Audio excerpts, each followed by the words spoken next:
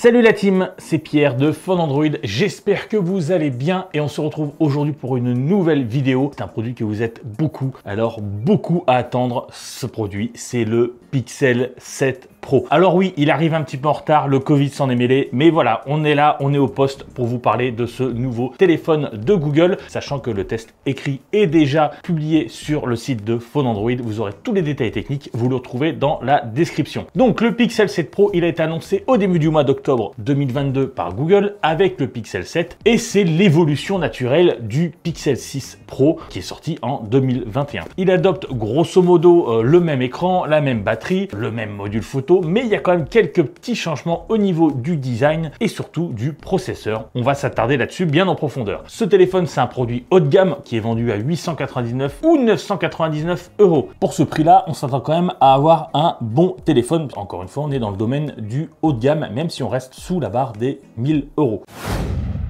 On va commencer avec la partie design. Regardez, il est là, notre Pixel 7 Pro. Donc là, on a le modèle blanc, on a aussi le modèle vert sauge, mais le téléphone existe également en noir, il y a 3 coloris. Et on a un design qui reprend, ma foi, vraiment les grandes lignes du Pixel 6 Pro. Tenez, regardez, le Pixel 6 Pro, je l'ai là, on va les mettre côte à côte et on voit, bah oui, c'est grosso modo les mêmes, mais il y a quand même quelques petits changements intéressants. Déjà, les dimensions ne sont pas exactement les mêmes, bon, ça se joue vraiment un peu de choses, hein. On remarque surtout, bah, le changement s'est fait au niveau du module photo. Là, on avait un module photo en verre et en plastique. Pour ce Pixel 7 Pro, Google a fait le choix, entre guillemets, du premium en mettant un module photo en aluminium. Sur le modèle blanc, il est argenté. Sur le modèle vert sauge, il est doré. Il est vraiment très beau. Sur le modèle noir, il est noir. Bon, c'est un petit peu plus tristoun. On préfère les modèles colorés. Donc, on a toujours ce module photo, vous savez, qui prend toute la largeur de la façade. Avec cette fois, on assume vraiment les 3 capteurs inclus. Et ça donne vraiment une personnalité au Pixel 7 Pro. C'était déjà le cas sur le Pixel 6. Lorsque vous sortez votre Pixel de votre poche pour passer un appel, bah là, tout le monde se dit « Waouh, mais c'est quoi ce téléphone ?» Ça n'arrive pas sur tous les smartphones du marché. Hein. Il y en a qui sont vraiment passe-partout. C'est pas le cas de ce Pixel 7 Pro. Après, niveau design, on aime ou on n'aime pas. Moi, j'aime beaucoup. Je trouve pas ça forcément très joli, mais au moins, c'est original. Mais Sam, notre bon Sam, vous savez, qui est plus suivi Team Apple, eh ben, il déteste ça. Il trouve ça extrêmement laid. Au niveau du design, hein, on parle seulement de design, ça dépend vraiment des goûts. Donc voilà, on a vraiment une belle évolution du téléphone. Et le Pixel 6 Pro, du coup, bah écoutez, on en a plus besoin, donc on va le ranger. On va le ranger dans le décor, tiens, comme ça, vous le verrez dans les prochaines vidéos.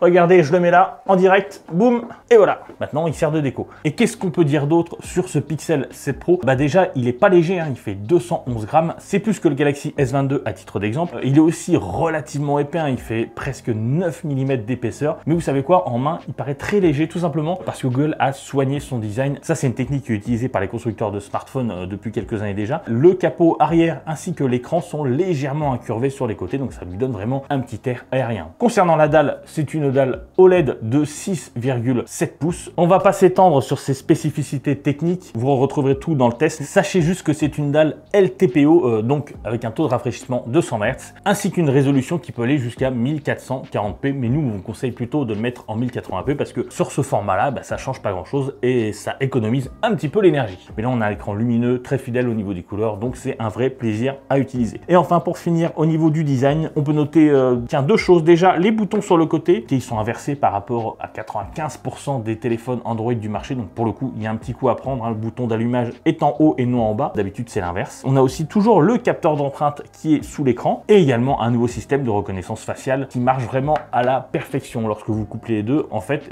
vous ne vous rendez même plus compte que vous déverrouillez votre téléphone. On a vraiment un design qui est nickel avec des finitions qui sont vraiment impeccables. Très grande réussite de la part de Google. Mais vous savez, le design, ça fait pas tout. On va maintenant s'attarder à un autre gros sujet qui est le Tensor G2. Parlons maintenant d'une des grosses nouveautés de ce Pixel 7 Pro, c'est le Google Tensor G2. Avec le Pixel 6 et le Pixel 6 Pro, Google avait inauguré son premier processeur maison qu'il avait nommé le Tensor, un processeur qui était vraiment adapté à ses besoins, surtout au niveau de la photo. Et le G2, c'est l'évolution logique. On a évidemment lancé plein de benchmarks dessus, voir un petit peu ce que ça valait. Et en termes de performance pure, on pouvait dire que c'est la déception. Et ouais, juste en termes de puissance, c'est exactement le même. On a le même résultat. Là, pour pour le coup, on vous avoue qu'on est un petit peu circonspect, simplement parce que le Google Tensor G2 ne s'attarde pas sur la puissance pure, il améliore le processeur neuronal et la partie graphique. Ce qui veut dire que niveau performance, on est un petit peu au-dessus d'un processeur milieu de gamme plus, comme le Snapdragon 778G+.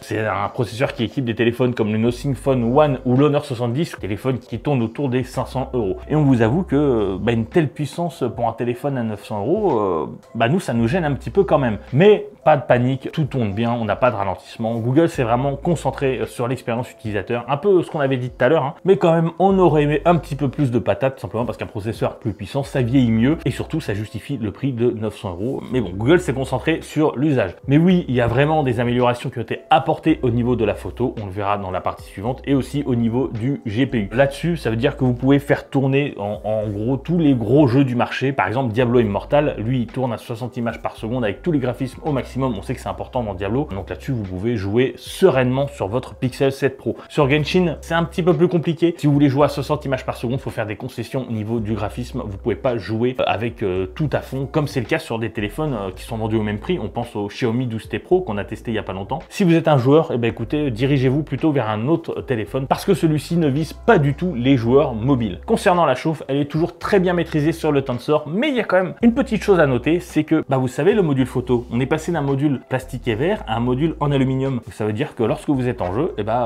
oui, là on a un point chaud. Là on se brûle pas les doigts, mais ça peut être désagréable au bout d'un moment. La compensation, c'est que ça peut servir de prise aussi lorsqu'on joue en mode paysage.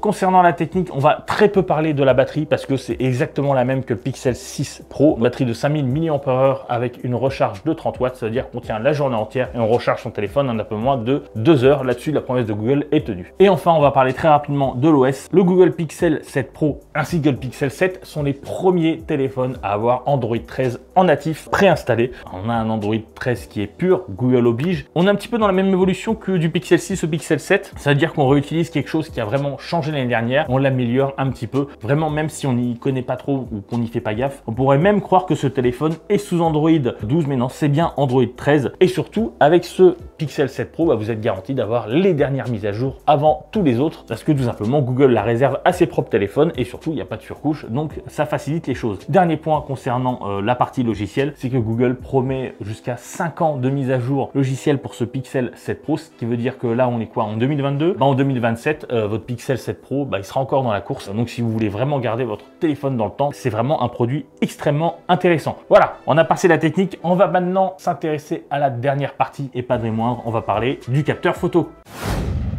On l'a dit, ce Pixel 7 Pro reprend en grande partie la fiche technique du Pixel 6 Pro et ça comprend aussi le module photo. On a exactement le même module photo que le téléphone de l'année dernière, c'est-à-dire qu'on a un grand angle de 50 mégapixels, on a un ultra grand angle de 12 mégapixels et aussi sur le 7 Pro, il n'est pas sur le Pixel 7 normal, on a un téléobjectif de 48 mégapixels. Regardez, il est là, c'est celui-là, c'est le gros point noir à droite. Le téléphone de l'année dernière était l'un des meilleurs photophones du marché. Écoutez, ce Pixel 7 Pro, c'est aussi le cas. En termes de photographie entre guillemets classique à l'extérieur, lorsque vous prenez en zoom x1, que ce soit en intérieur, en extérieur, avec de beaucoup de lumière ou pas, on a vraiment un super photophone pour le coup. Le mode nuit est toujours vraiment impeccable. Il n'est pas parfait, on note quand même quelques petites errances au niveau des halos lumineux, mais c'est vraiment pour chipoter. Et c'est aussi le meilleur téléphone pour prendre des photos macro, c'est-à-dire des petits objets. Je leur dis, on a toujours l'un des meilleurs photophones du marché. Tout simplement, il n'y a pas de gouffre vraiment avec le modèle précédent, mais c'est quand même dur d'améliorer quelque chose qui est déjà presque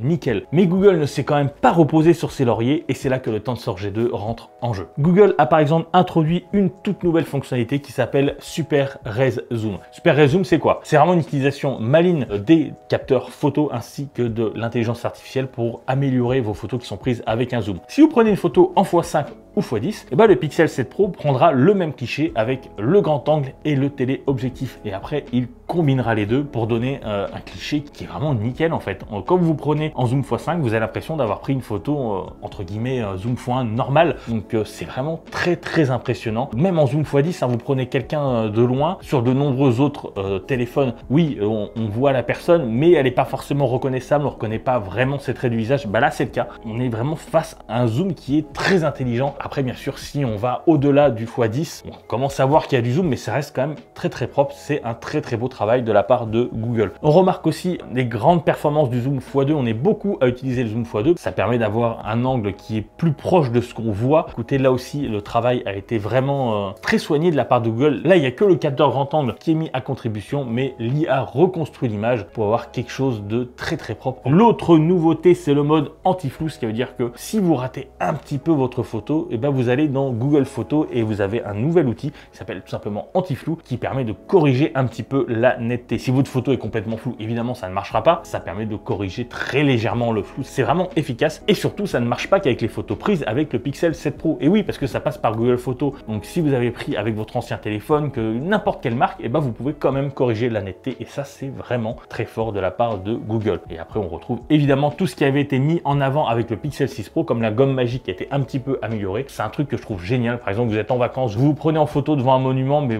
là, il y a un clampin derrière qui fait n'importe quoi. Et ben, vous pouvez tout simplement, avec la partie logicielle, le retirer. Et là, vous aurez une belle photo. Encore une fois, on l'a dit, ça a été un petit peu amélioré. Donc, au final, on a vraiment, encore une fois, l'un des meilleurs photophones du marché.